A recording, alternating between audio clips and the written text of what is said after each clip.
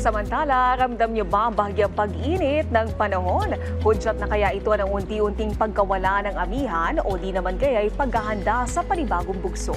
Alamin natin yan kay Pag-asa Weather Specialist John Manalo.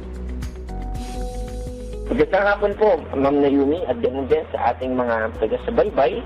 Update po tayo sa panahon ngayon. Yung shear line ay patuloy na nakaka-apekto sa malaking bahagi ng Mindanao at ganoon din sa ilang lugar sa Eastern Visayas.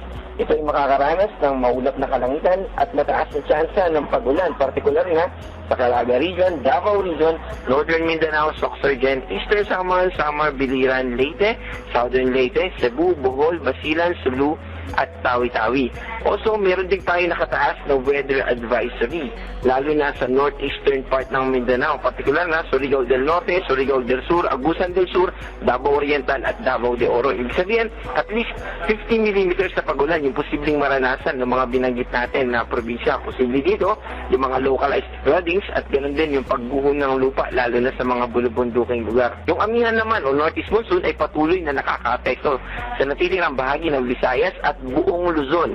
Bukod sa temperatura nito na relatively hindi ganun kababa, no? Pero may impluensya pa rin itong amihan, ay bukod dito ay may kaulapan din ito na posibleng magdulot ng mga pag-ambon dito sa Cagayan Valley Region at saka mga probinsya ng Apayao, Kalinga, Mountain Province, Ifugao, Aurora, at Quezon. Dito naman sa Metro Manila at sa natitirang bahagi ng ating bansa, yung mga hindi binanggit, ay mas mababa na yung tsansa ng mga pag-ulan. Posible lamang yung mga panandaliang mga pag-ambon na dadalin ng amihan o di kaya naman ay yung mga localized thunderstorm na specific lamang sa mga local na areas o mga panandalian na mga pag-ulan.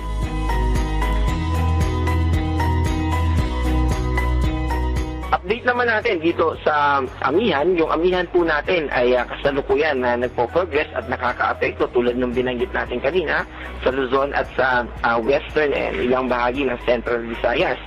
At yung surge o yung paglakas ng amihan ay posible pa rin throughout the month of February. Unti-unti yan na mag-shift o mas hina by March. Actually, last year, no, March din yung dineclare ng Pag-asa na termination ng amihan. So most likely ay March din mag-end itong ating amihan. But that doesn't mean na mawawala na bigla yung amihan, no, and then mag-shift na tayo.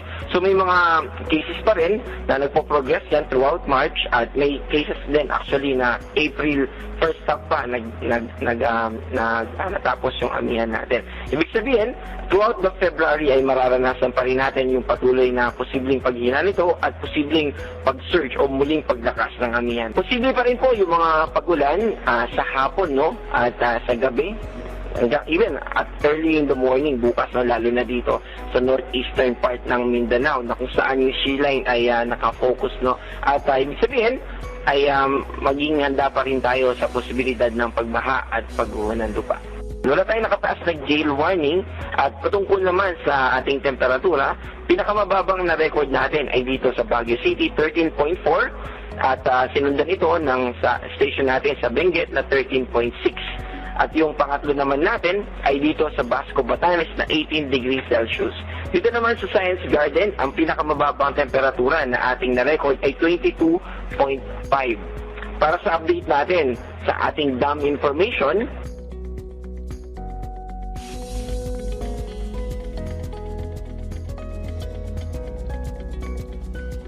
yan po yung ating update. Ito po si John Manalo. Mag-ingat po tayo. Maraming salamat, Pag-asa Weather Specialist John Manalo.